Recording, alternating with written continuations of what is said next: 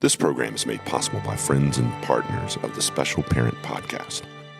I believe that empowering parents of special needs children is like giving them the superpower of unconditional love and unbreakable determination. They are not just parents, they are true champions, shaping a bright future for their incredible children. I'm Dr. Deanna Iverson, and I'm glad you're here.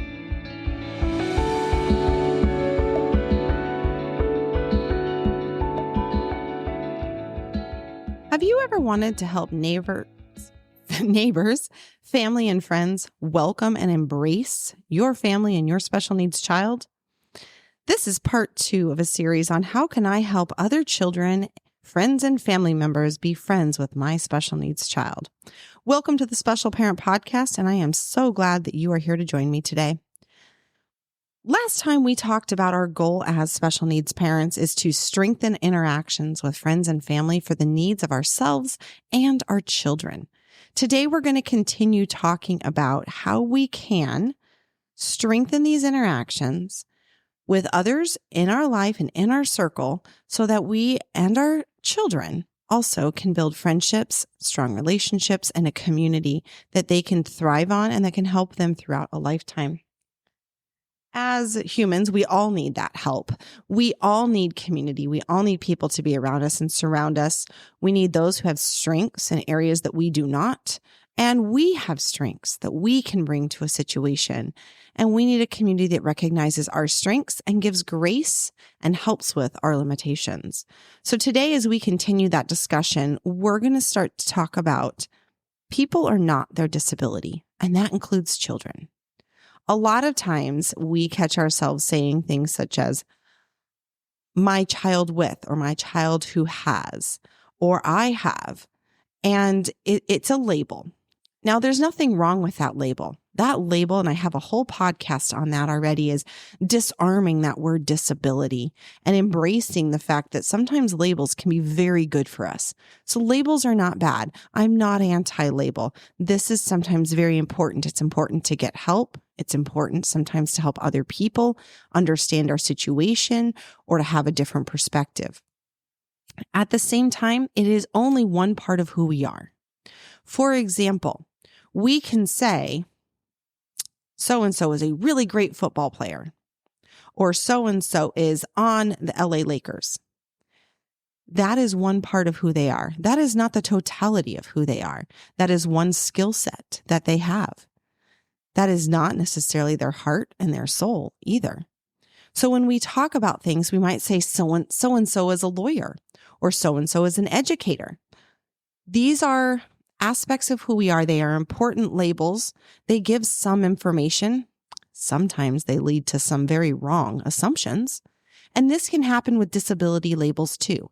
They give some information. They definitely help when it comes to medical appointments, and they sometimes help when it comes to friendships. They also can make, or lead to, I should say, some wrong assumptions by others. So I think it's very important that we, as parents of children with special needs, that we get out there with our community, our friends, and our friends' children, and we teach them to say, yes, my child has this disability. And then we continue the conversation. This is what it means for them. These are the limitations. These are the strengths. In addition to this disability, this is who my child is. And that's what's important, is we have to start changing the language and the verbiage because no one else is going to change it. They don't walk it. They don't know it. We have to start doing that. So people are not their disability, but their disability is part of who they are as a human. And I think it's important for us as special needs children to recognize things.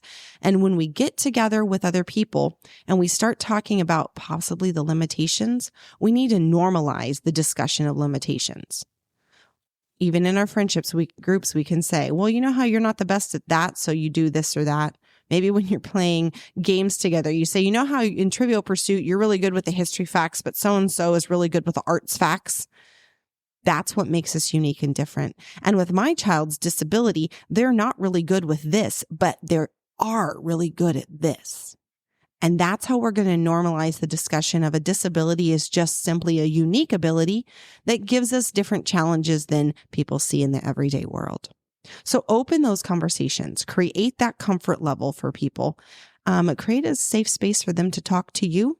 And then you have to decide how much you're going to share. And we talked about that in the first episode, that sometimes some people are very receptive and it helps them change and it helps them mold and it helps them understand. Other people, it just creates more judgment. And sometimes you don't find that out until you find that out. But if you can create an open space, most people are willing to walk through it. Disabilities can affect different parts of different people. Physical disabilities are sometimes much more obvious. And so people will see them and they will make assumptions, again, sometimes wrong assumptions about what a person's ability is. But there are physical abilities, there are cognitive disabilities. There are combined cognitive and physical. There's learning disabilities, which might be a little different than cognitive. There's disabilities that might just affect us more behaviorally. And some of these disabilities might be caused by childhood trauma. As a trauma therapist, understand childhood trauma does create the brain to wire differently. And this can cause a disability that a child wasn't born with. It's not caused by genetics, but it's still a challenge that this child now has. And they still, in their heart of hearts, want to be loved and accepted and part of a community and belong. It's important to teach all children, especially children who are found on that neurotypical spectrum, especially them, to recognize their own limits, to recognize the need for living in community and the importance of other people in their lives. They do not have to be the one to do everything. Time with different types of people with different abilities will help them learn that. And they will learn that from watching you wanting to spend time with people, as well as the conversations that people have with those with disabilities, those without disabilities, about how to interact. So most people welcome questions when they know that someone is trying to understand them. So how can we as special needs parents be more open and welcome to questions? Some of you have said this. I've read this in books. I'm reading right now the Becoming Brave Together book. It's amazing. But parents talk a lot about the judgment that's felt from people outside of this special needs world. And we as parents sometimes are not open and welcome to any communication because we're expecting that judgment. That sets us up for failure as well as someone else. We're not going to grow a community if we're that way. Now, there are times we need to protect ourselves and shut down and move away from those that are critical, but there are times that we need to embrace and be open and be willing to walk through some of those hard conversations. So how can we welcome questions? First of all, when someone asks a question, we have to learn to recognize if it hits an emotional ping in ourselves. If it's going to hit us hard in an emotional place, let's be honest and be like, whew, wow, I'm really glad you asked me that question. I may not be ready to answer it yet. That kind of hit me. Can I have some time to respond to that? Can I get back to you on that, please? It was a great question. I just need some time to kind of filter, not necessarily what to say, but how it made me feel. And they might say, I'm sorry, I didn't mean to offend you. And you can be like, I know. And you know what? That's why I need time, because I also don't want to answer in offense. And so I think that that's an important thing. Take a break if it hits you in kind of a wrong way. If you really don't know the answer, if they ask a question about a disability you don't know, or even about your child's disability, because maybe they had an interaction or read something online and you're like, really, I haven't heard that before. Or no, we don't have that experience. Be willing to say, let me look into that. And I'd be happy to get back to you and continue the conversation later. That's also a good thing, because as much as we are experts on our own children, just like doctors will call themselves experts in their field, they don't know everybody with every case in their field. And there's always an outlier, an abnormality. Whoa, where did that come from? And so it's okay for us to sometimes say, oh, okay, yeah, my child does have that disability. And you read that from online, or you had another friend whose child had it and they had that experience? I haven't had that. I'm going to look into it. I'd love to talk to you about it later, but I'm not familiar, so I'll get back to you. So that's two ways we can kind of take some time for ourselves as parents to get back to people. But the important thing is you got to get back to them, because that keeps that open communication. If they do ask a question that you're ready to answer, be careful with how many feet you jump in with. Sometimes we say, jump in with both feet, and we can really overwhelm someone, and then they're not even ready to process it. They don't live in this world. And for us, all that information was gained over maybe years of time or months of research.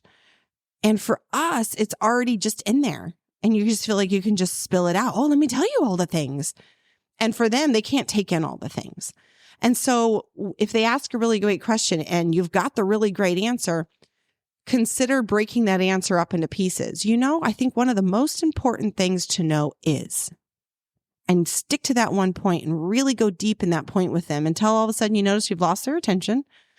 Then maybe next time you guys get together, or even if you think of something, send them a text message or an email. Hey, I loved that you asked me that question. I wanted to give you another nugget, or I wanted to expand on that for you. This is something else to think about or something I learned. Love to talk about it with you if you have time next time.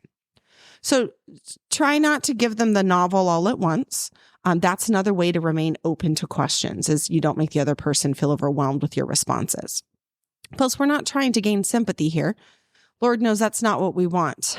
We want to have these relationships, these friendships and family members are places for us to feel safe too. So we want to make sure that we're keeping that space safe for us by not all of a sudden allowing it to be our dumping ground.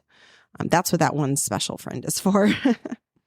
All right. So people are not their disability, but it is a part of them. Disabilities can affect different people in different ways. So let's be open to the questions. Now, focus on similarities. This is kind of part 2. I talked about this in part 1 of the podcast of this episode. I wanted to circle back around and talk about it again. I wanted to revisit this. We're talking about differences that are good and finding similarities. It can be as simple as you both love chicken nuggets. And I say chicken nuggets because my son, I think, talks about them every day. You both love chicken nuggets. So maybe one of the interactions we're going to say is to the mom of the child who's neurotypical. We're going to say, hey, my son really wants to be friends with you and he loves chicken nuggets. Does your kid love chicken nuggets? Oh yeah, my kid loves chicken nuggets. Oh, this is great. Why don't we do a chicken nuggets day? And, we're going to buy some frozen chicken nuggets and maybe we're going to cook them up and we're going to try different dipping sauces. And it could be as simple as you're like, I'm trying to get my kid to explore different textures or different this or different that. Or maybe we're going to have different types of chicken nuggets and it's an exploratory thing where if they're doing it with a friend, they're creating a relationship, a fun experience together. And maybe also then it makes them feel more comfortable to try that different chicken nugget or that different dipping sauce. So focus on those similarities, favorite foods, favorite subjects, favorite things to do. Hair colors. Hey, you both have brown hair. Hey, you both have blue eyes. That's kind of unique because it's a recessive trait. Let's talk about what that means. So you both have something unique and different about you. And that helps build that bond of we're all unique in some ways. Commonalities make it easier for children to relate. Same for adults, but sometimes we forget to help children find commonality. So if we can be talking to our friends and our family and say, hey, let's find ways that we can find commonalities in our kids so that way our kids can develop empathy for each other and they can encourage each other. They can see the world from multiple perspectives. And that's just helping children grow that because they don't have that ability yet. Children are selfish. We know that. We're parents. They're selfish. We can help them grow. They can grow that. Let's see the world from another perspective. Someone else's likes, dislikes. They might be trying dipping sauces. And I'm really stuck on chicken nuggets today. Maybe I'm hungry. They can try different dipping sauces. And one kid's like, oh, I love the honey mustard. And the other kid's like, oh, gross. I only like ketchup or something. So for my older son, it took a long time for him to find his tribe. And when he was a freshman in high school, we were camping with some friends. And one of the guys had a mountain bike. And Jaden was like, whoa, how's that different from a regular bike? And it was a dad who just said, well, let me show you. And my son, who's, my older son has autism, and it became this tinkering thing for him because mountain bikes are actually quite complicated. They have all these moving parts and pieces and all this stuff. So then he wanted to ride a mountain bike. And it has now grown into the fact that he is on the mountain biking team at his school, and that has become his tribe. He has friends through that. He's part of a club at school. And until that experience with a dad at the campground who just was tinkering with his own bike and open to saying to my son, well, would you like me to show you about it? And my son was like, well, yeah. And that dad was so patient. I talked about being patient. A dad of a neurotypical child was so patient with my son to teach him every little detail. And now my husband has embraced it and they mountain bike together. That's their thing. And it has actually helped my son with sensory issues. The idea of sweat was like, oh no, we don't like the way our clothes cling to us. Well, now because he loves the mountain biking and the getting into the bike and all that, he's okay with it during that time. Not all of the times, but it's amazing how when someone can just be open to showing someone something. And so that's sometimes what we have to do is we have to help other adults learn how to just be open and say, well, just will you take a moment and just show them this? Because it took extra patience than it normally would have with another kid. Another thing is encourage those interactions by having conversations with parents. Simply saying, my son or my daughter really would like to be friends with your child. And I know that they may not be able to hang out every day or be best friends at school, but can we have that chicken nugget party? Can we go do ice cream? Can we do a swimming thing at the local pool? When we find the commonalities and we encourage the interactions, if we're very conscious and very purposeful about setting up interactions, it's going to help grow that friendship circle and it will help teach other people to feel more comfortable. Setting up interactions that are fun and appropriate for both peers or family members by simply asking, hey, how can we make this work? And in part one, I talked about, for example, birthday parties or summer parties or whatever. And maybe your child is not appropriate for the big party. What do we do? And I talked about that, encouraging interactions by saying, thank you so much for the invite to your party where there's going to be, 20, 30 people. This is going to be overwhelming, but my child really likes to be friends with your child. Could we the next day, the next whatever, could we come an hour before, an hour after, whatever works for you guys? That's why I say, ask that parent, how can we make this work? And then maybe my child can come over and do this specific activity or whatever and still feel that inclusion. So when we encourage those interactions, we are teaching others, both parent and child, and we are helping ourselves and our children. Encouraging open communication by being willing to listen to any questions that they ask. Preparing yourself for questions and the answers you may have to give that may hurt. It might be more like a, PTSD kind of thing, that post-traumatic, okay, I got to talk about this again. Something that you're going to talk about again, that maybe it was a surgery they went through. My son had spinal surgery and that's a situation that I talk about, but every time I do, it just, it takes that emotional piece of energy for me. You probably just heard it when I mentioned it just now. Sometimes there are experiences that are just not pleasant for us to go through and they hold on to us. And we have to be willing to talk about them again. So we have to prepare ourselves. We have to think about it. We have to practice it. Sometimes I practice mirror talking. It does feel awkward, don't get me wrong, but it does help.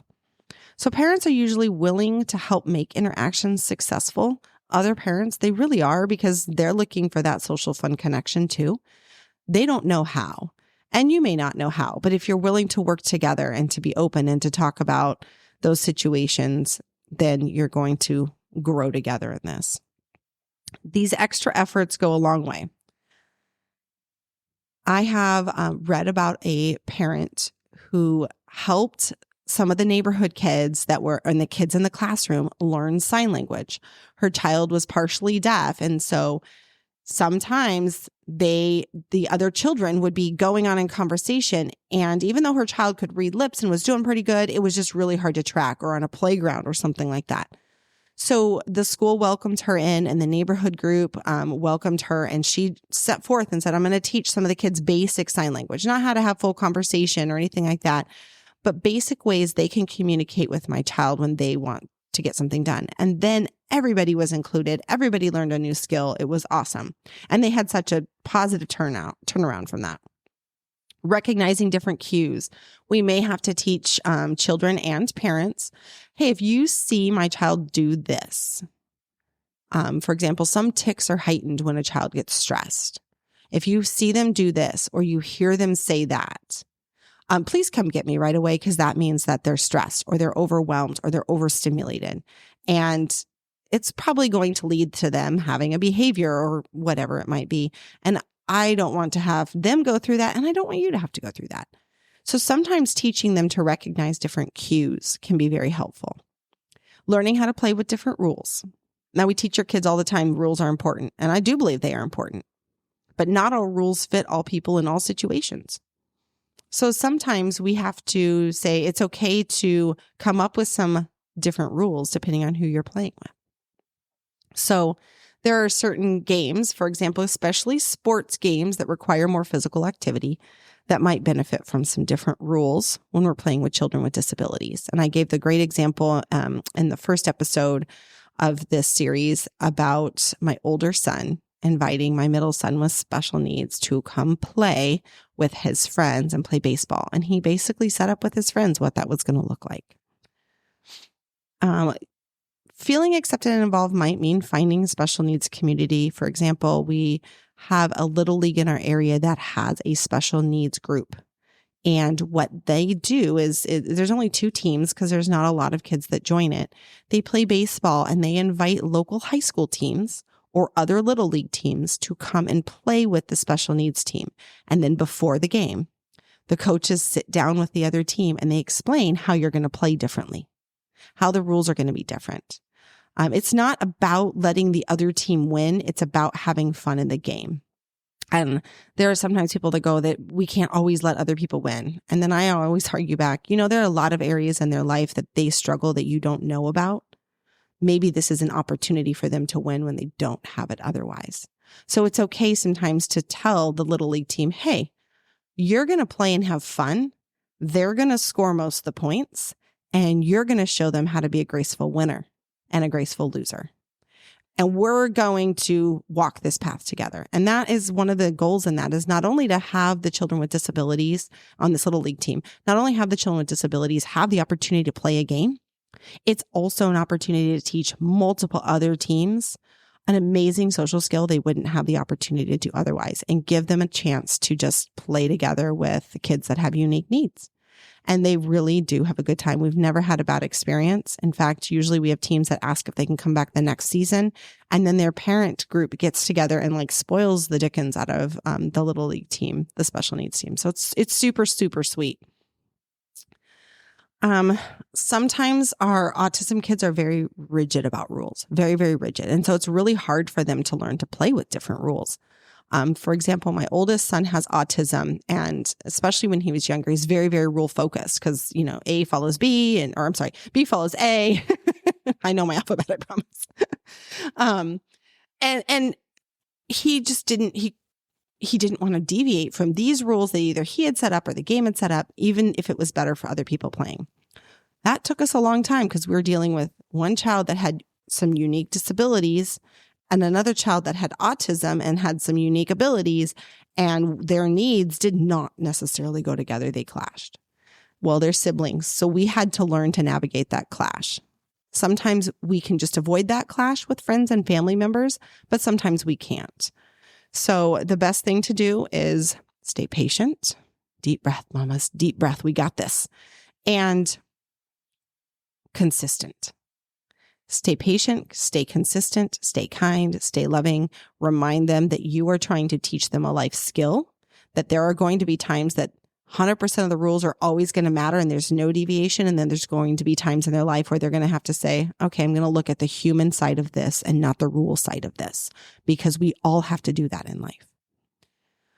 All right, last talking point today. Talk about how the parent can be the role model. We, the parent of the neurotypical child, let's talk about role modeling. Children observe how we interact, react to people and to situations. And if we interact and react with, oh my gosh, I can't believe that happened, and we are stunned and shocked, then they think they need to be stunned and shocked. This is something we need to be dramatic about then. And if we model that calm thinking way about it, then that's what children are going to pick up. Next time they see a child with a disability have a meltdown or next time they see a child with a disability act inappropriately, they're not going to have this strong reaction. They're going to say, oh, my mom's already said there's a game plan. I know what I need to do. I talked about this in the first part of this, was that creating a game plan, empowering children. What do I need to do when this happens? Let's do that. So as we as parents say, well, here's the game plan. Oh, wow, interesting. I can understand, but I can understand without the emotional response. And I can say, yeah, I understand why you felt that way. Let me give you a big hug. Let's create a game plan and let's keep moving forward. And remember, if you need to be flexible, we need to be flexible. Sometimes that means, hey, let's take a break. Maybe we've had an uncomfortable interaction and we need to not get together next week. I'm going to work through that with my child. Can you help work through this with your child? That's when we've got to be open to questions. When the mom comes to us and said, hey, we had that uncomfortable interaction, and we say, oh my gosh, I'm sorry my kid did that. Now, I advocate you don't need to apologize to your kid, but sometimes it's okay to just say, I am sorry my kid did that. I'm sorry they did that, and now I'm going to try to work with them on it.